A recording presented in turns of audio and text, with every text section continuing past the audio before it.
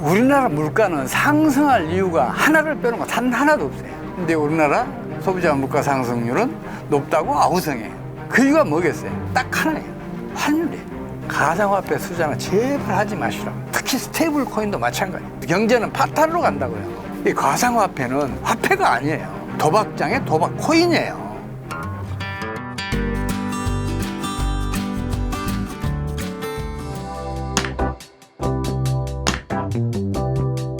우리나라 물가는 상승할 이유가 하나를 빼놓은 거 단 하나도 없어요. 성장률도 2%, 1%대에 왔다 갔다 하잖아요. 경기가 부진한데 어떻게 그 수요 견인 그 물가 상승이 있겠어요. 또 다른 그 원자재 가격도 국제 가격은 지금 안정돼 있잖아요. 그러다 비용이 물가를 올리지도 않는다고 봐야 되잖아요. 디맨드 푸시 인플레이션도 안 일어나야 되고 디맨드 풀 인플레이션도 안 일어나야 된단 말이에요. 근데 우리나라 소비자 물가 상승률은 높다고 아우성해요. 물가 때문에 못 살겠다는 이야기를 해요. 그 이유가 뭐겠어요? 딱 하나예요. 환율이에요. 지금 10월 초 이래 지금까지만 하더라도 우리 환율이 무려 50원 이상 올랐어요. 우리 지금 주요 자원들 전부 다 수입에 의존은 하잖아요. 식량 자원까지도 90% 이상을 수입에 의존하고 있어요. 그렇다면 환율이 오르면 자원 가격 다 오를 거 아니에요. 시설재 다 오를 거 아니에요. 중간재 가격 다 오를 거 아니에요. 더 심각한 문제는 생산자 물가 상승률이 소비자 물가 상승률보다 더 높아져. 환율이 오르면 그럴 거 아니에요. 원부자재 모두 다 비싸게 사오니까. 그리고 생산자 물가 상승률이 소비자 물가 상승률보다 더 높으면 무슨 일이 벌어지겠어요? 기업의 판매 가격보다 생산가가 더 높아지는 수가 생기잖아요. 그럼 기업 손실 보죠. 그럼 기업은 손실을 피하기 위해서 어떻게 해요? 생산, 고용, 투자 다 줄일 거 아니에요. 우리나라 지금 물가 불안이 심각한 것이나 경기 부진이 심각한 것은 환율 때문에 그래요.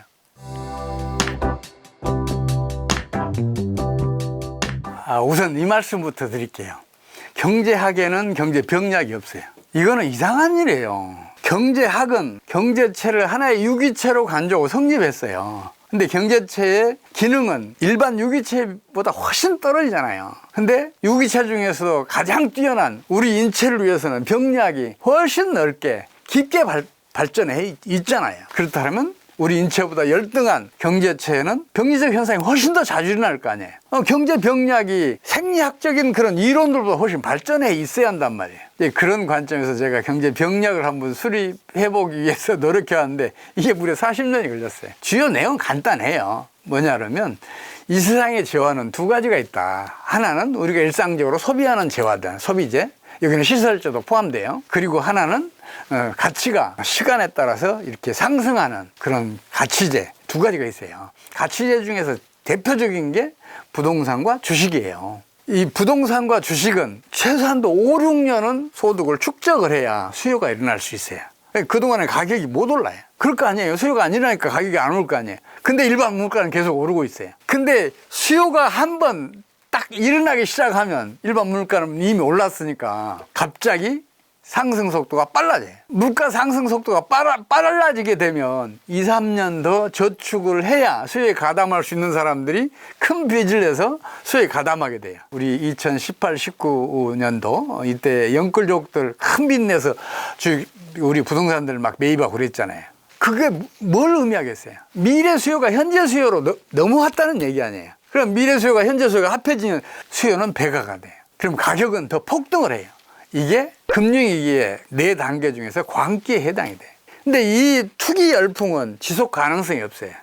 왜냐하면 미래 수요가 현재로 넘어왔으니까 시간이 지나면 수요가 없어진 때가 올 거 아니에요. 그러면 거기서부터 가격이 주춤주춤 떨어지고 거래량도 줄어들기 시작해. 그러면 빚내서 주식이든 부동산이든 샀던 사람들은 이제 공황 상태에 빠지는 거죠. 큰일 났다. 패닉이 오게 되면 주식이든 부동산이든 거래도 줄고 가격도 떨어지기 때문에 경제 내에 유동성이 수축되는 현상이 벌어져요. 주식이나 부동산도 통화의 역할을 일정 부분 해요. 그 호황기 때는 주식 팔아서 다른 용도로 쓰잖아요. 예금 인출하는 것보다 훨씬 더 쉽게 할 수 있으니까 부동산도 팔아서 다른 용도로 쓰고 그러잖아요. 그래서 광기의 기간에는 유동성이 풍부해졌다가 패닉 붕괴 과정으로 가게 되면 유동성이 수축이 되면서 이 유동성 수축이 신용 창조 원리의 역과정엔 신용 파괴 원리가 작동을 시작을 해요.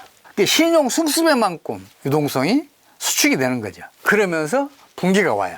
이 금융위기가 모든 경제 위기를 일으키고 경제 재앙을 불러와요. 그래서 이 장기 주기를 모르면 경제를 정확하게 진단해내지 못하는 것은 물론이고, 우리 경기 변동 이런 거 예측을 못해내는 것은 물론이고, 주식 투자든 부동산 투자든 실패할 수밖에 없어요. 그래서 이 장기 주기에 대해서 항상 관심을 기울이실 필요가 있어요.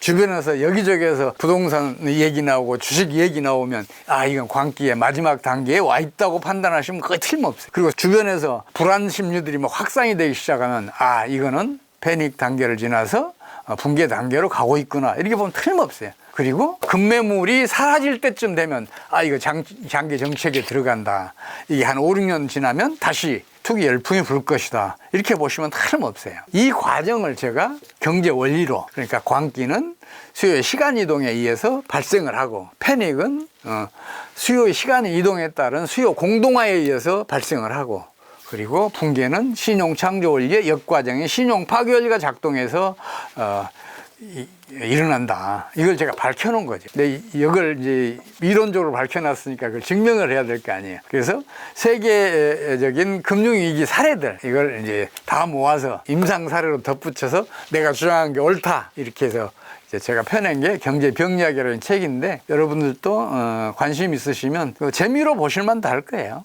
세계사에서 이런 일들이 일어났다, 그런 걸 담아놨어요.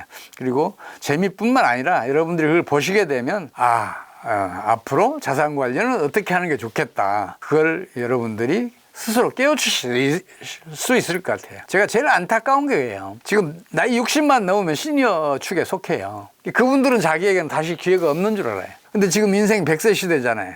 그러면 최소한도 4번의 기회는 오잖아요. 그러면 그 장기 주기를 지금이라도 열심히 보시면 노후도 더 여유로운 생활을 할 수 있지 않을까 싶어요. 특히 나이 들어서 실패하면 복구가 안 돼요. 그래서 장기 주기는 반드시 명심하고 투자하시거나 아니면 자산 관리를 하실 필요가 있어요.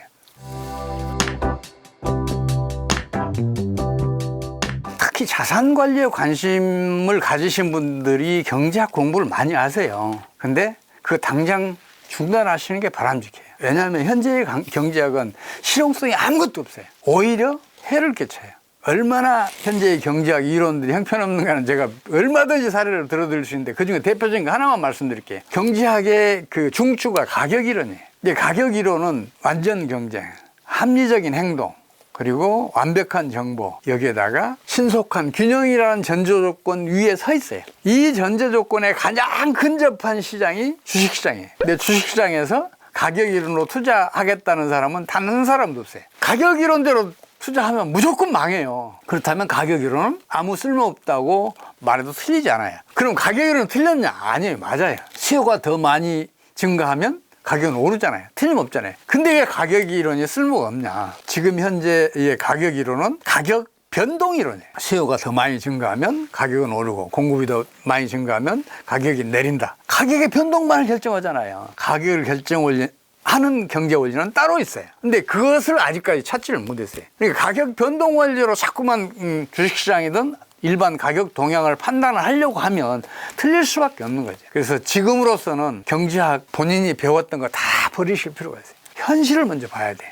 경제 지표들, 성장률, 소비자 물가 상승률과 생산자 물가 상승률, 기업 경영수지, 이거 한국은행에서 발표해요. 기업 경영수지 동향. 그리고 국제수지, 그것도 경상수지와 자본수지로 나눠서 살펴보실 필요가 있고, 환율 동향도 유심히 보셔야 되고, 한국은행에서 조사 통계월보를 매월 이렇게 발표를 해요. 거기에 보면 통계편 앞에 주요 경제지표라는 게 있어요. 그것만이라도 계속해서 꾸준히 관찰을 하실 필요가 있어요. 그래야 경제 동향에 뒤처지지 않을 수 있고, 경제를 진단해내고 예측하는 능력도 생길 수 있어요. 그런 능력 없이 함부로 움직이다가 큰 손실을 보는 수가 있어요. 그래서 지금으로서는 경제 지표에 의존하라는 말씀을 드리고 싶어요. 그리고 반드시 본인이 주식을 투자하고 싶다면 주식의 장기 주기 50년 이상의 그래프는 한번 그려보시고 주식 투자하라고 말씀드리고 싶어요. 이게 왜 그러냐면 사람에게는 확증 편향이라는 심리가 강해요. 내가 해놓은 일이 훨씬 더 중요하게 여겨져요. 그래서 본인이 스스로 그래프를 그려서 앞으로 경제가 이렇게 가겠다 예측이나 진단을 해놓으면 그거 믿고 거기에 따라서 행동을 해요. 근데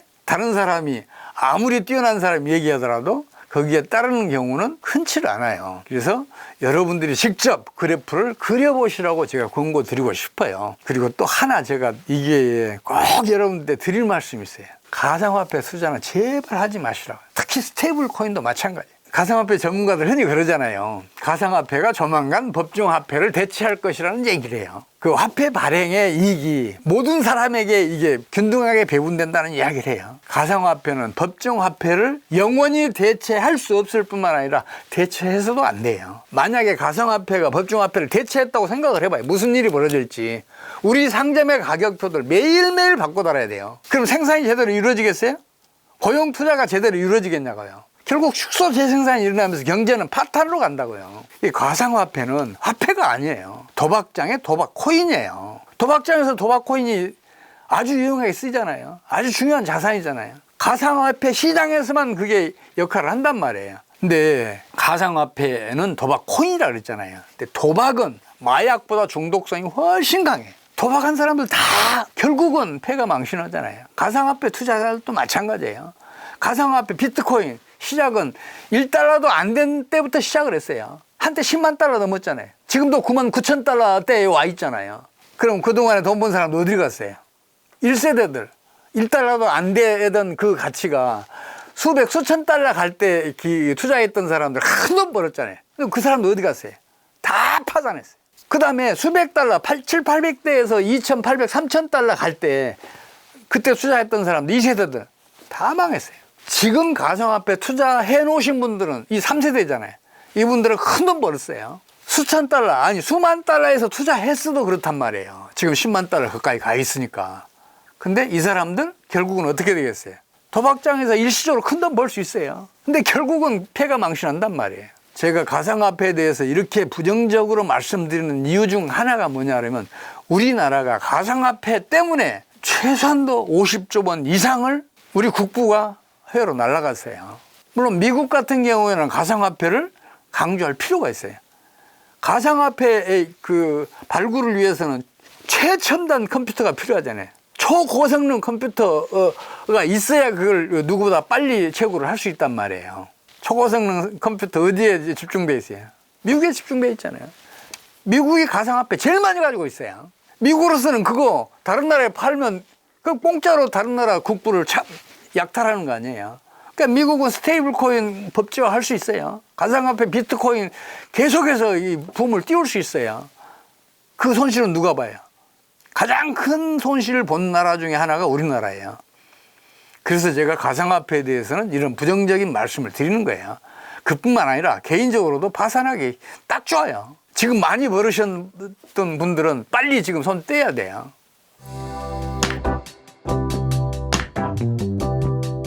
제가 이제 나이를 들어보니까 알겠어요. 뭐냐면 일단 정신적으로도 쇠락을 하고 또 육체적으로도 쇠락을 해가요. 근데 육체가 늙어가는 것은 어쩔 수 없어요. 근데 머리가 이렇게 쇠퇴하는 것은 젊은 사람들하고 얘기하면 이게 막아지더라고요. 이게 직접적이든 간접적이든 젊은 사람들이 써놓은 책을 열심히 읽는 것도 좋은 방법인데 자꾸 어떻게든지 젊은 사람들하고 자선 접촉을 하게 되면 젊은 사람들 따라 하려고 노력을 하게 되면 뇌는 그렇게 빨리 안 죽어요. 인생 100세 시대인데 지금 60대 70대이신 분들이 그때까지는 정신적으로는 건강해야 할 거 아니에요. 육체적으로는 조금 쇠락해가더라도. 그래서 저는 항상 그 말씀을 강조해 드리고 싶어요. 젊은 사람들과 되도록이면 많은 대화를 나누고 많은 접촉을 하고 젊은 사람들이 써놓은 책들을 많이 읽으시고 그 말씀을 드리고 싶고 최신 동향에 되도록이면 열심히 동참하시라고. 요새 AI 유행이잖아요. 그럼 AI에 대해서도 열심히 공부하시고 그러라고 제가 권고해 드리고 싶어요. 그게 이 사람이 또 지식욕이라는 게 있어요. 본능 중에서도 이 지식욕에 대한 본능도 상당히 중요한 역할을 하는데 여러분들 그 재밌는 책 또 아주 심도 있는 책들 읽으면 즐거움을 느끼잖아요. 새로운 문물을 받아들이는 그 즐거움도 맛볼 수 있어요. 그러면 이제 정신적으로도 건강해질 수 있고 좀 더 여유로운 생활을 할 수가 있어요. 경제적으로는 지금 나이 먹어서 뭐 크게 큰 부를 이루겠다 이거는 기대하지 않는 게 좋죠. 그동안에 열심히 노력해서 축적해 놓으셨던 거 그걸로 생활을 유지해 가시는 게 바람직하겠죠. 근데 지금 시니어 세대는 국민소득 2천, 3천 달러 시대의 젊음을 보냈어요. 중장년기라고 해야 10,000달러도 안 된 세월을 살았어요. 지금 우리 국민소득 35,000달러잖아요. 그때 뭘 축적했고 뭘 얼마나 많이 모았겠어요.